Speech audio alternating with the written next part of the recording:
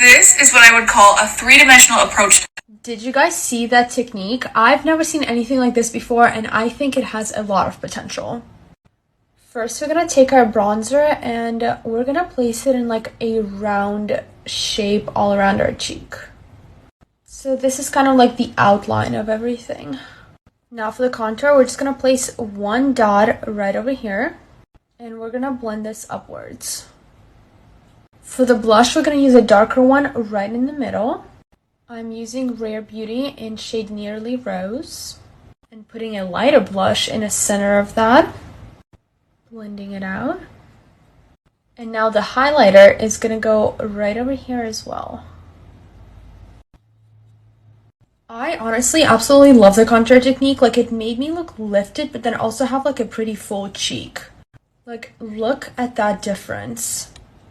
What do you guys think?